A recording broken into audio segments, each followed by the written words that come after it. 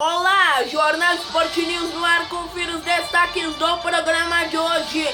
Palmeiras bate São Paulo por 1-0 no Pacaembu, com gol de Carlos Eduardo. Novo Horizontino vence Santos por 1-0 no Paulo Machado de Carvalho. Corinthians bate Oeste por 1-0 com gol de Danilo Avelar e avança no Paulistão. Flamengo empata com Volta Redonda por 0-0 com polêmica no apito. Fluminense e Botafogo empatam por 1-1. A equipe do Vasco perdeu para Cabo Friense por 2-0. Também tivemos a vitória do Grêmio sobre o Internacional no Grenal. Tudo isso e muito mais você acompanha agora no Jornal Sport News. No Pacaembu, São Paulo 0, Palmeiras 1. É impressionante a grave crise que o São Paulo atravessa, hein? Mas um clássico perdido dessa vez para o Palmeiras, com um golaço do Carlos Eduardo. Ele que tem muita habilidade, né? E percebam, todas as vezes que o Palmeiras joga com o São Paulo, ganha. E ganha com belos gols. Quando não é de cobertura, é de fora da área, é com muita habilidade. Carlos Eduardo, que entrou no lugar do Borja e que o Felipão falou dele na coletiva. Elogiou o Carlos Eduardo e criticou o medíocre Miguel Borja.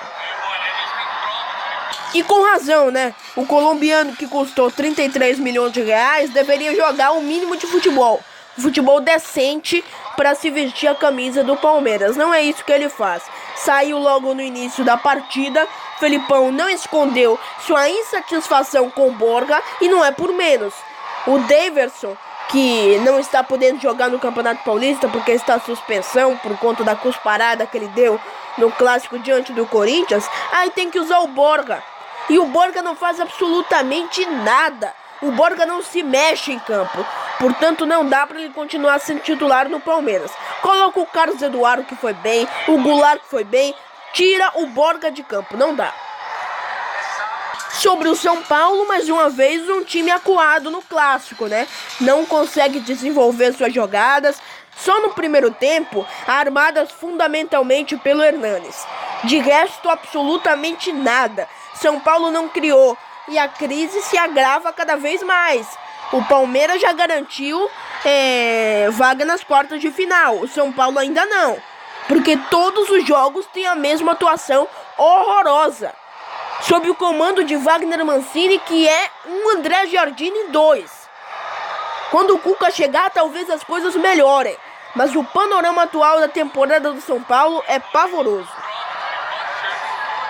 E tem um excelente time, um excelente elenco, bons jogadores no meio campo. O Thiago Volpi é bom goleiro, porém não dá, né? Sob o comando de André Jardine, de Wagner Mancini, do Leco, que nunca sai, do Raí. Eles não estão dando jeito no São Paulo, que está afundado em uma crise, não consegue jogar bem, não ganha clássicos desde julho do ano passado. Olha que coisa, hein? E o Palmeiras, mais uma vez, ganha clássicos, né? Contra o Corinthians não ganhou, tem toda essa coisa, mas ganhou do São Paulo, ganhou com propriedade fora de casa. E veja como o ataque do Palmeiras deu certo. O Carlos Eduardo fazendo jogadas importantes, o Dudu fazendo tabela com ele, o Ricardo Goulart um pouco mais à frente. O ataque está ótimo. Portanto que tire o Borja, porque jogar com Borja é jogar com 10. Não adianta. E jogadores de linha só tem 9. Porque não dá, o Borja não faz nada, ele não se mexe. Ele não consegue dar uma cavadinha. Eu mostrei inúmeros exemplos de jogadores que fizeram o gol que o Borja não conseguiu fazer 2 vezes na quarta e no domingo da semana passada. Não é possível. E o Carlos Eduardo e o Ricardo Goulart foram um dos grandes acertos do Palmeiras nessa temporada. Jogam demais, jogaram bem no ataque. Falando mais da partida, primeiro tempo São Paulo teve poucas oportunidades. No segundo tempo nem isso.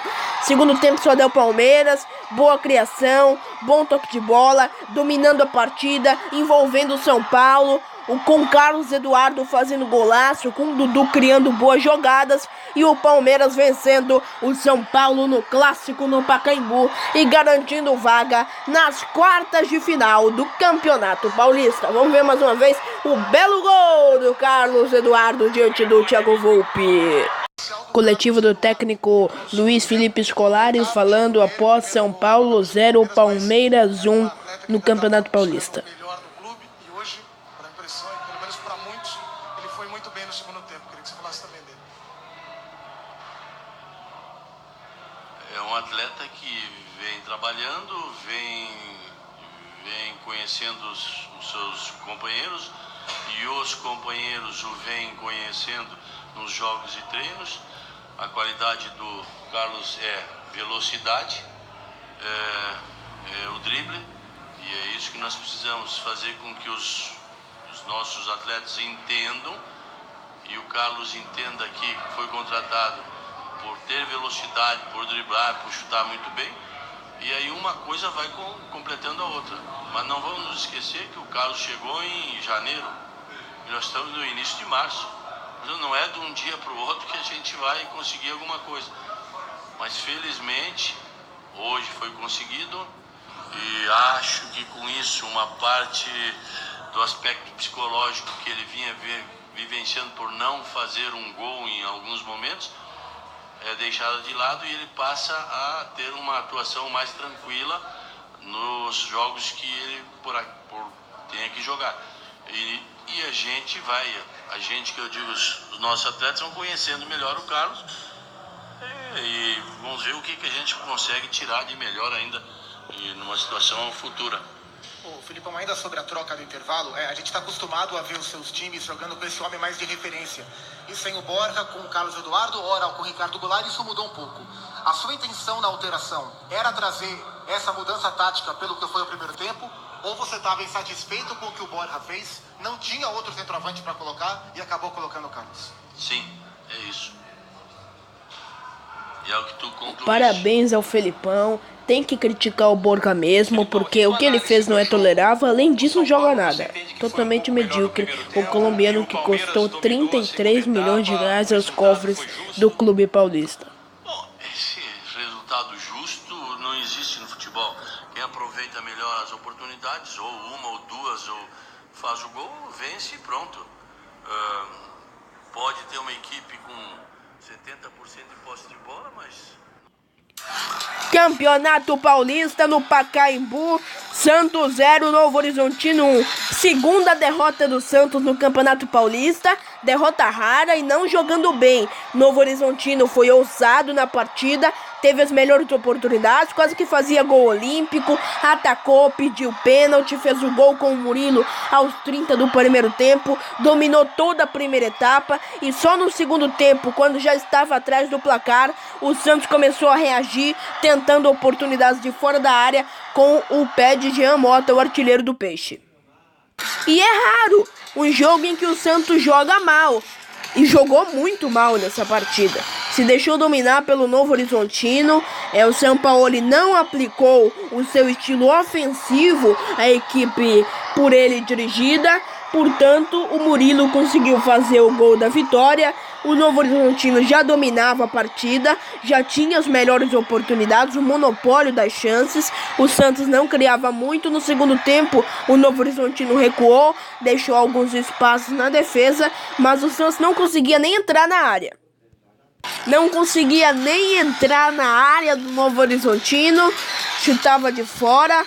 Fundamentalmente com o Jean Mota, que é artilheiro da equipe. O Rodrigo teve uma chance perigosa no início da partida. Depois disso, o Novo Horizontino começou a atacar. Viu que o Santos não estava nos seus melhores dias, né? E teve uma semana para preparar taticamente, fisicamente. Mesmo assim, não deu certo. A equipe não jogou bem e nada bem. Jogou péssimo.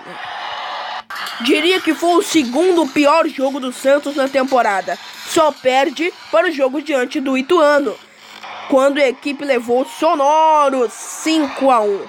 Agora, é importante destacar que é um jogo em que o Santos perde, mas que a equipe tem crédito, tem gordura para queimar, fez um ótimo campeonato, agora já está avançando a próxima fase. Portanto, é uma partida ruim, é um resultado que não deveria acontecer, mas também não é para se desesperar, torcedor do Santos. Ficou assim no Pacaembu. O Santos só começou a jogar na segunda etapa. Vanderlei foi importante para o Novo Horizontino não fazer um gol olímpico na partida. E ficou assim no Campeonato Paulista, com gol de Murilo. O Novo Horizontino bateu o Santos. Novo Horizontino e Ituano foram as equipes que ganharam do Santos. Olha que coisa, hein? Santos, equipe ofensiva, equipe tão boa, ganhou do São Paulo. Agora, sabe as duas equipes que derrotaram o Peixe? Novo Horizontino e Ituano. Olha como é o futebol. E muito por conta de que, talvez, nessas duas partidas, o Santos tenha entrado relaxado. Porque já tinha uma gordura para queimar, já estava muito bem no campeonato, muito bem na temporada.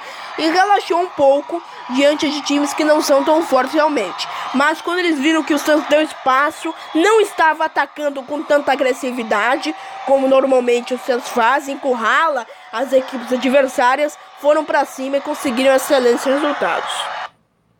Estão estudando.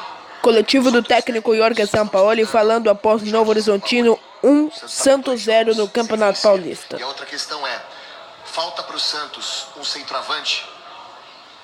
No, seguro que cada entrenador estará viendo cómo nosotros desarrollamos nuestro juego, pero hoy no creo que se haya dado un partido distinto a los que hayamos ganado, simplemente hoy nos faltó el gol, arrancamos muy bien, con mucho dominio, con situaciones, el rival llegó una sola vez, nos convirtió, acrecentó su planteo defensivo y nos complicó porque no tuvimos preciso en el área rival.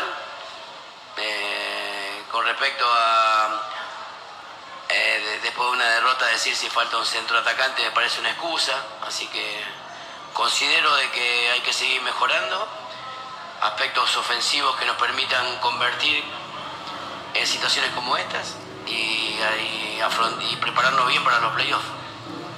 Sampaoli, boa noite. Por que o Santos teve tanta dificuldade para chegar ao gol adversário no segundo tempo e alçou mais as bolas na grande área?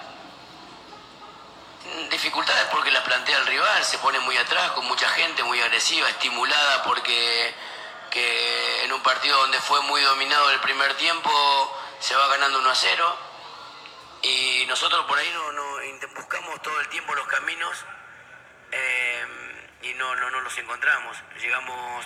Convivimos todo el tiempo en campo rival, no sufrimos normalmente casi transiciones, pero bueno, el fútbol tiene esas cosas que nos pusimos muy ansiosos, no pudimos concretar y se nos fue el partido. Sampaoli, Melhores momentos do empate do Flamengo diante do Volta Redonda, 0-0 no Maracanã.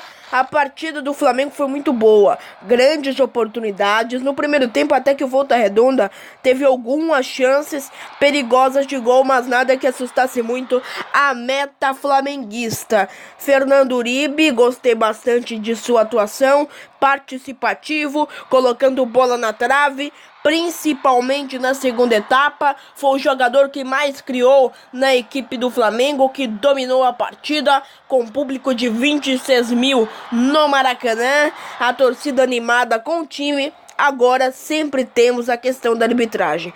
Eu sou crítico da Federação Carioca de Futebol, mas eu tenho que admitir que foi muito ágil ao punir o árbitro, que fez uma coisa inacreditável, marcando impedimento no gol do Flamengo, no único gol da partida do Hugo Moura. Ele não estava impedido, a imagem é absurda, ele veio de trás, ele não podia estar impedido. Portanto, a arbitragem errou feio.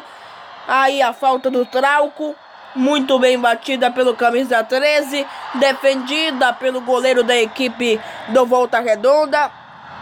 No segundo tempo, só deu a equipe do Flamengo. Aí a Arrascaeta tentou também. O Arrascaeta vem sendo mais participativo na partida e isso é importante. O Flamengo jogou melhor que o Volta Redonda, jogou um grande futebol, dominou, não conseguiu fazer o gol. Agora, quando consegue, a arbitragem anula. E anula de maneira vergonhosa. E parabéns à Federação Carioca por punir, porque não é possível, não é tolerável que uma equipe como o Flamengo perca um jogo que jogou tão bem, deixa de ganhar uma partida e no final isso faz falta sim por conta de um erro de arbitragem tosco.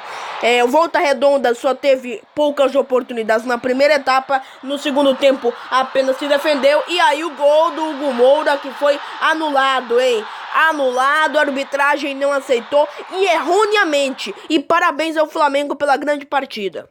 Vamos mostrar novamente o lance do gol do Hugo Moura, porque é absurdo. E gostaria de parabenizar também o goleiro do Volta Redonda, que foi muito bem em sua atuação. Aí você vê aí mais uma chance do Diego. E aí o Hugo Moura faz o gol. Gol muito mal anulado pela arbitragem. Inacreditável. Mas no saldo total da partida, o Flamengo foi muito bem. Jogou melhor que o Volta Redonda, dominou a partida. Não foi uma partida em que o Flamengo tenha jogado mal. É claro que faltou a questão da efetividade. O Flamengo sempre é um time muito efetivo, porém nessa partida não conseguiu ser, só fez um gol, que foi anulado. O Flamengo foi garfado dentro do Maracanã por um árbitro absolutamente incompetente, mas o Hugo Moura foi até compreensivo. Mesmo ele tendo feito o gol da vitória, ele diz que a arbitragem erra, mas a arbitragem brasileira erra demais, e é isso que é intolerável. Ficou assim, Campeonato Carioca, Flamengo 0, Volta Redonda 0 no Maracanã.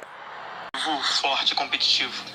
Como você avalia? Coletiva do técnico Abel Braga falando após Flamengo 0, Volta Redonda também 0. Acho que eu avalio como o torcedor avalizou, né? Foi um time que colocou uma alma muito grande em campo. Teve domínio absoluto do jogo. 65% de posse de bola, além das finalizações, os gols perdidos. E o pessoal deu alma. Houve uma pequena diferença em relação à equipe que jogou contra o Vasco, porque naquele jogo tínhamos junto o Everton com o Arrascaeta e por dentro o Vitor Gabriel. Então hoje foi bom para o Uribe, que já, apesar de algumas chances perdidas, já adquire um ritmo melhor. Mas eu não saí chateado não, porque nós tivemos o domínio do jogo. No segundo tempo o adversário deu um chute do nosso gol em cima do meu goleiro. Nós tivemos bola na trave, tivemos aí alguns lances discutíveis, mas eu saio satisfeito, cara, porque o DNA dessa equipe hoje, desse grupo, é outro. Então, você em alguns momentos, hoje jogando o menino pela primeira vez, o Lucas Silva, fez o primeiro tempo muito bom. Aí, segundo tempo, eu coloquei no lugar que ele gosta mais, que é o lado esquerdo. Aí ele errou um outro passe, aí pronto, pinta o nervosismo. Mas, como um todo, não foi ruim, não. Abel, aqui à sua direita. Na sexta-feira, na coletiva, o René disse que a escalação passava muito pelos exames de esforço que eles fizeram, aqueles exames normais, e a gente acabou que não teve acesso porque o treino aconteceu depois.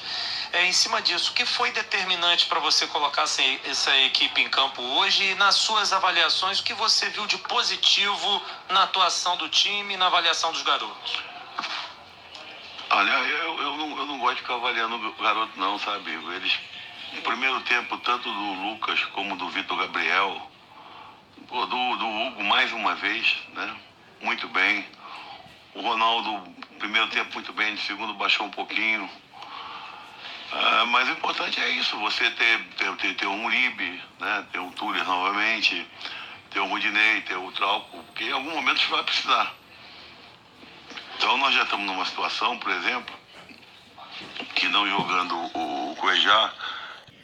Campeonato Paulista, Corinthians 1, Oeste 0 na Arena de Itaquera. O Corinthians ajudou o São Paulo com esse resultado. Corinthians jogou bem, dominou totalmente a partida diante do Oeste. É uma equipe que a gente vê que é coesa. Entendemos o Corinthians taticamente. Falando das polêmicas da partida, a simulação do Henrique dentro da área no primeiro tempo pedindo pênalti foi uma coisa inacreditável, hein?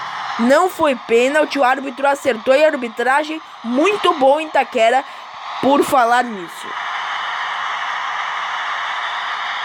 No gol do Danilo Avelar, que o Danilo Avelar costuma marcar em momentos decisivos. Sou bastante crítico dele, né? Inclusive, ele fez uma finta né? Fez um drible, na verdade, lá nas laterais do campo, no início da partida, e acabou perdendo a bola, né? Não adiantou de nada fazer a finta, uma jogada bonita, colocar por debaixo das pernas, se ele não conseguiu manter o domínio da bola. Ele deu de bandeja para a equipe do Oeste, mas tudo bem, ele fez o gol, é um gol que a bola não entra, não bate na rede, mas ultrapassa um pouco a linha. É um lance de muitas interpretações, para deixar a margem para o contraditório. A bola passa um pouco da linha, mas acredito que foi gol. Falando da partida, no segundo tempo, um Corinthians mais agressivo, com o Pedrinho, com o Jadson, com o goleiro do Oeste, tendo que trabalhar bastante, porque o Corinthians acordou na segunda etapa. No primeiro tempo, oportunidades pequenas, que não tiveram grande incisividade. Foram grandes oportunidades em número de quantidade. De qualidade, nem tanto assim. Foram oportunidades que acabaram, na maioria delas, não se concluindo em chances claras de gol. E ajudou bastante o São Paulo, né? Porque esse resultado ajuda o São Paulo a se classificar. E o Corinthians do técnico Fábio Carille já garante vaga nas quartas de final. E fica a pressão, porque só é o São Paulo que falta para garantir vaga. Santos já garantiu, Palmeiras já garantiu, Corinthians já garantiu. Sobre a partida, especificamente sobre o Jadson, gostei bastante da atuação dele quando ele entra na segunda etapa. Ele promove um Corinthians mais rápido. O Pedrinho, com toda a sua velocidade, deveria ser aproveitado mais pelo técnico Fábio Carille. E o Gustavo faz muita falta, né? Ele não vem jogando por conta de problemas. E o Wagner Love e o Bocelli não dão conta. É impressionante, o Wagner Love é um jogador que cria mais as chances. É um jogador que tem por si criar as chances, criar as oportunidades. É um jogador mais de toque de bola. Já o Bocelli fica dentro da área para efetivar essas oportunidades. Ele que teve muitas chances na partida, a maioria delas de forma grotesca, ele desperdiçou. Mas fazem uma boa dupla de ataque, o Bocelli e o Wagner Love. O Wagner criando, o Bocelli efetivando. Mas é claro que os dois não dão nenhum Gustavo. O Gustavo é muito melhor que eles dois juntos. Gostei bastante do toque de bola da equipe. E esse jogo também serve para aliviar a pressão em cima do Danilo Avelar. Porque é claro que ele fez o gol diante do Palmeiras, naquele clássico, né? Que o Corinthians venceu lá no Allianz Parque, mas a pressão já tinha voltado. Porque como lateral ele é péssimo. Ele não faz absolutamente nada. E ele faz o gol da vitória no segundo tempo. Ajuda bastante o Corinthians. Garante a classificação. Grande partida do Timão diante do Oeste. 1-0 na Arena de Itaquera. Para análise final, gostei do primeiro tempo, mas o primeiro tempo não foi com chances tão claras, tão amadurecidas. Na segunda etapa o time amadureceu, melhorou a velocidade, o toque de bola ficou melhor, jogadas melhor aproveitadas, melhor criadas, portanto melhor concluídas, e o Corinthians dominou totalmente o Oeste. O goleiro Cássio, que normalmente trabalha muito, porque o Corinthians não tem uma defesa tão sólida normalmente, a não ser pelo goleiro, o Cássio não trabalhou praticamente nessa partida, nem vi o Cássio no jogo. Corinthians dominou totalmente o Oeste, jogou muito bem e venceu a partida 1-0 e garantiu classificação no Campeonato Paulista. Essa situação que todo mundo quer saber, de situação contratual. Se a diretoria corintiana chegou a conversar com você, seu desejo é ficar... Coletiva de Danilo Avelar, lateral do Corinthians, falando porque, finalmente, sempre critico o Avelar, mas ele fez um gol decisivo, classificou o Corinthians 1-0 diante do Oeste na Arena de Itaquera. Eu já disse em outra entrevista que minha vontade sim. Quando eu cheguei no Corinthians ano passado, realizando um sonho, então esse sonho permanece em estender o contrato, é o que eu quero para o meu futuro. Em termos de mudança, acredito que não só eu, mas acho que o time mostrou uma confiança enorme do ano passado para esse ano. Então, vale enaltecer também não só a minha pessoa, que é óbvio que eu tive uma mudança boa, mas também a equipe se encaixou, a equipe vem mostrando coisas positivas e, consequentemente, o individual de cada um acaba sobressaindo. Danilo, boa noite de novo. Eu te perguntei no campo, mas agora com mais tranquilidade. Você falou que o time todo melhorou, né? E você cresceu junto com o time. Mas as críticas a você no ano passado foram muito pesadas. Tanto da torcida, da própria imprensa, enfim. Você achou injustas essas críticas? Você absorveu parte delas? Você sente que mudou esse ano? Você jogando melhor, as críticas diminuíram? Ou seja, elas mudaram de acordo com o seu futebol, você concorda? Eu sinceramente concordo em termos, né? Porque na minha cabeça acredito que quem realmente sabe e entende de futebol pode fazer uma análise, uma crítica bem agressiva. Respeito o torcedor, já fui torcedor, já critiquei vários jogadores, é o natural do ser humano, tá na nossa cultura, né? Você assistir um jogo e criticar da boca para fora sem realmente saber o que está acontecendo. Mas o engraçado é que de tantas críticas eu sempre jogava, sempre estava presente. Então, para quem entendia de futebol, sabia que eu tinha alguma coisa, algo positivo para demonstrar. E é óbvio que voltando naquilo, como o time... Claro que tinha, colocar a bola por baixo das pernas do adversário e perder a bola logo em seguida. É isso que o lateral faz. Aceitei as críticas numa boa, nunca rebati crítica, nunca vou rebater, porque para mim a crítica você rebate ela com atitudes. E as minhas atitudes têm que ser dentro de campo, provar para todo mundo que eu tenho capacidade de estar na camisa do Corinthians. Melhores momentos da vitória do Grêmio. Grenal, mais uma vez vencido pela equipe do Grêmio, muito por conta da irresponsabilidade do Nonato, jogador do Internacional, que nos 29 minutos iniciais da partida conseguiu a proeza de tomar 2 cartões amarelos absolutamente desnecessários, que ele não precisava ter tomado, e prejudicando a equipe do Internacional, que já não ia bem e piorou ainda mais depois da expulsão do Nonato. Jogou praticamente a partida toda com 1 a menos. Só no segundo tempo que o Internacional melhorou um pouco mais. E aí o árbitro vai lá e expulsa, né, o Nonato logo no início da partida. Tinha necessidade de fazer isso. Aí dá o primeiro cartão amarelo, aí dá o segundo, aí dá o vermelho. Não precisava ter feito isso. Prejudicou muito o Internacional na partida, que já ia mal. Salvo pelo Daniel, que é muito bom e pode substituir sim o Marcelo Lomba. O Breno, o goleiro do Grêmio, pouco trabalhou. Só começou a trabalhar na segunda etapa. E aí o Leonardo, abrindo o placar no Grenal. Grenal com resultado merecido de quem jogou melhor, de quem conseguiu controlar os ânimos. É clássico, ele é expulso no clássico. O Internacional já ia mal, piorou ainda mais depois desse gol aí. O Grêmio seguiu dominando, seguiu jogando melhor, seguiu exigindo o trabalho do goleiro do Internacional, Daniel.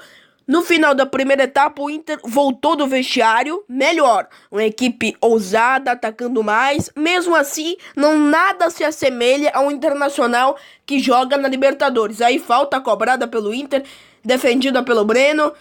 E no segundo tempo o Inter vai um pouco mais para cima, sobe a linha de marcação, encurrala o Grêmio. O Grêmio também não ataca mais, se resguarda porque já tinha 1 a 0. E o Grêmio segue na liderança, avança na liderança no Campeonato Gaúcho. Ataque muito bom, o Grêmio é quase imbatível no gauchão. Tá de parabéns. Mais uma falta cobrada, muito bem cobrada, mas a bola acaba indo pra fora. Ficou assim, Grenal na Arena do Grêmio. Grêmio 1, Internacional 0. Na sexta-feira, porque num jogo como esse, de repente eu coloco a minha equipe principal em campo, com a equipe alternativa do Internacional. Coletiva do técnico Renato Portaluppi, falando após Grêmio 1, Internacional 0 na Arena do Grêmio. Foram treinadas. Dependendo de quando a Internacional vir, nós iremos. Então a decisão foi tomada no vestiário. Mas em cima disso, Renato, pelo que eu entendi, pelo menos a tua decisão foi para preservar fisicamente os jogadores ou preservar o time daqui a pouco de um resultado que poderia ser negativo, e que você queria que você falasse dos jogadores que você colocou em campo. Eu sei que você não gosta de falar individualmente, mas de um todo, assim, o que você pode destacar do planejamento que você colocou, se cumpriram, se não cumpriram? Não, acho que o Grenal é sempre um jogo muito difícil, um jogo muito, muito pegado. E a minha equipe jogou bem, principalmente o primeiro tempo, não porque nós tínhamos um homem a mais, mas mesmo 11 contra 11 a minha equipe estava muito bem, conseguimos fazer o gol. segundo tempo já havia alertado a equipe no intervalo do jogo para eles não deixarem a peteca cair, porque a Internacional estava com um homem a menos e infelizmente isso aconteceu. Não valorizamos tanto a posse de bola, nos acomodamos um pouquinho, a Internacional até tentou crescer na partida, mas acho que o importante foi a vitória do Grêmio. Eu sempre falo para vocês, independente de quem entra em campo é o Grêmio. O Grêmio o Renato não treina 11 jogadores. O Renato treina um grupo de jogadores do Grêmio. E qualquer um deles pode jogar a qualquer momento, como aconteceu hoje. Renato, quando você disse que tomou a decisão de colocar esse time alternativo, time reserva em campo, no vestiário, foi aqui já na Arena, obviamente, e você ainda tinha uma expectativa que do outro lado pudessem vir os titulares, e só no momento que recebeu a escalação que tomou essa decisão, esperando os jogadores chegarem aqui na Arena. E outra, na terça-feira contra o Libertad, o André e o Viseu jogaram ao mesmo tempo. Hoje a opção foi pelo André, o Viseu não entrou. Teoricamente o André passa à frente na hierarquia dos centroavantes? A decisão foi tomada, aquilo que eu falei para vocês. Se o Internacional viesse com o time principal, o Grêmio iria jogar o time principal. Eu não ia colocar meu time principal para jogar. No Maracanã, Campeonato Carioca, Fluminense 1, Botafogo também 1, na estreia de Diego Souza. Quem continua a brilhar é Ganso.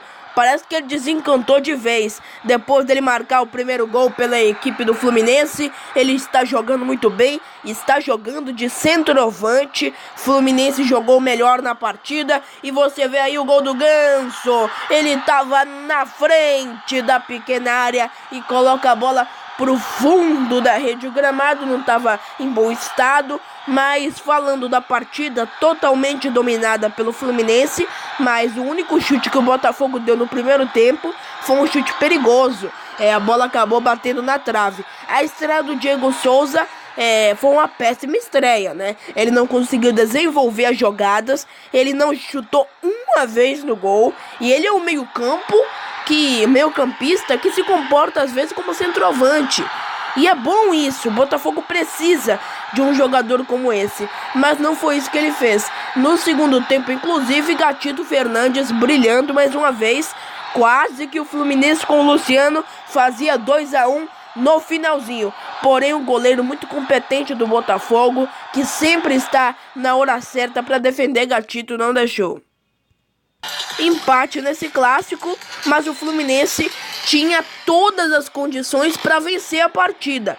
Tem mais time que o Botafogo, na minha opinião. O Ganso jogando muito bem, articulando as jogadas. O Luciano no finalzinho poderia ter feito gol no Gatito Fernandes. Fluminense perdeu inúmeras oportunidades na primeira e na segunda etapa. Agora temos que destacar que a equipe neutralizou o Botafogo e impediu que o Botafogo conseguisse atacar a equipe do Fluminense. O Botafogo ficou preso apenas na defesa e o Fluminense vem melhorando a cada jogo. Com a chegada do Ganso, o ataque do Fluminense melhorou muito.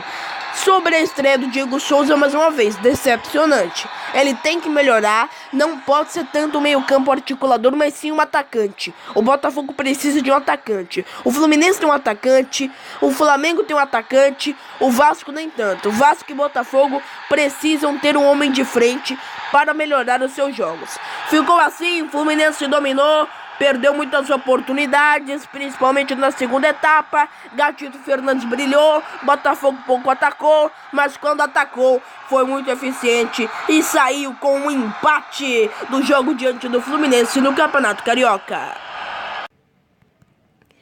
Melhores momentos da vitória da equipe do Atlético Mineiro, 3-2 para cima do América Mineiro, né? O seu rival lá no Mineirão. E você confere os melhores momentos da partida e a chance do Galo, muito bem interceptada pelo goleiro da equipe do América Mineiro. Reveja o lance. Bela defesa, hein? E o goleiro da equipe do América Mineiro vem fazendo belas defesas. Acho ele um bom goleiro. Aí o Luan, com sua rapidez, muito incisivo, chuta de longe, mas não acerta o alvo. E a partida permanece 0-0. Escanteio do Galo. Luan cabeceia, a bola bate na trave. E no rebote, a equipe do Atlético Mineiro abre o placar e, como vocês estão vendo aí, merecia. Nesse momento, está merecendo abrir o placar. Jogava melhor que a equipe do América Mineiro. Tinha muito mais oportunidades. O gol foi marcado pelo Ricardo Oliveira. O Luan, muito participativo nas jogadas. Portanto, nesse momento, merecia sim o gol. Depois, o América Mineiro acordou, chutou e na primeira oportunidade que teve na partida, literalmente, no primeiro chute que a equipe deu no gol, acertou o alvo, foi muito bem e empatou. Olha como é o futebol. O Galo tentava, jogava melhor, trabalhava muito bem a bola e no primeiro chute da equipe do América Mineiro, eles empatam a partida. No lance seguinte, o Galo continua perdendo oportunidades, escanteio batido, a bola passa por todo mundo, passa pelo Ricardo Oliveira, passa pelo Luan, ninguém bate na bola e o Atlético Mineiro continua dominando a partida, teve as melhores oportunidades, porém a inefetividade continuou a imperar. Cabeçada do Ricardo Oliveira, a bola passa por todo mundo e não entra na rede. E o América Mineiro realmente sai com saldo positivo. Mesmo tendo perdido, mostra que é uma equipe que tem mais efetividade do que os seus rivais, né? É claro que a vitória é o que vale, porque o Galo passa muito bem para a próxima fase do Campeonato Mineiro, avança, é muito importante avançar na liderança. E é isso que eu quero destacar, avançou na liderança. E isso é muito importante, melhor que seu rival Cruzeiro. Aí, é pesado, hein? Pesado no Elias, chegou muito forte, não visou a bola, cartão vermelho, muito bem aplicado, ele chega de sola no Elias, ele não visa a bola já tinha passado e ele vai mesmo assim no Elias. Portanto, a arbitragem acertou. No lance seguinte, mais uma vez, Luan participando muito bem das jogadas, pro fundo da rede, a equipe do Atlético Mineiro fazendo 2-1.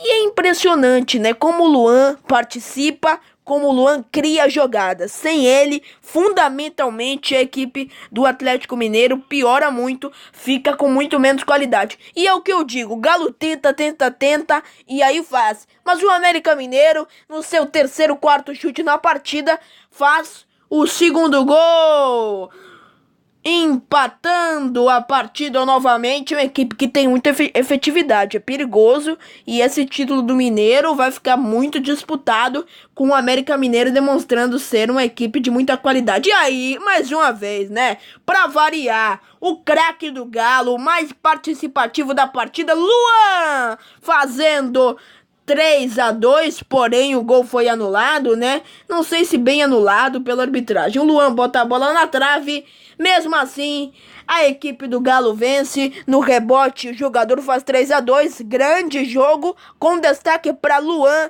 que foi o grande craque, vencendo do Atlético Mineiro no Mineirão. Ficou assim, Galo 3, América Mineiro 2. Melhores momentos e os gols, é claro, né? Da vitória da Cabo Friense pra cima do Vasco, que eu gostaria de denunciar. O Vasco teve as melhores oportunidades da partida, o jogo foi bastante intenso. Logo aos 15 minutos, né, o jogo já estava 1-0, o Vasco tentando, o Cabo Friense tentando, mas a incompetência do Vasco, olha, aos 11 minutos a Cabo Friense abriu o placar. A incompetência ofensiva do Vasco foi o grande fator, porque todos iam para o ataque, não conseguiam fazer o gol, um jogo bastante intenso, lá e cá, e portanto deixavam espaços na defesa, e acabou o Friense, que pouco atacou, não atacou tanto quanto a equipe do Vasco. Não foi a quantidade, foi a qualidade. Quando atacou, foi muito mais competente, muito mais incisiva, muito mais precisa nas oportunidades, e conseguiu fazer 2-0, resultado importantíssimo, e uma derrota para o Vasco, né? Uma derrota que é mais sentida, porque a equipe vem indo muito bem na temporada e perder logo para Cabo Friense é duro, hein? Mas também poderia ser a zica, né? Porque nesse final de semana, fundamentalmente na sexta para o sábado, no Twitter só dava Vasco, Vasco, Vasco, Vasco, Vasco, Vasco.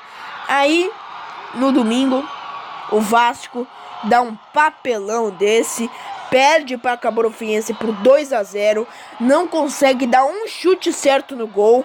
dá um vexame, não deveria ter perdido a partida, é melhor que a Cabo Friense e poderia já estar em situação bem mais tranquila na Taça Rio, se não fosse essa derrota acachapante diante da competente e incisiva Cabo Friense. 2-0 para cima da equipe do Vasco no Campeonato Carioca.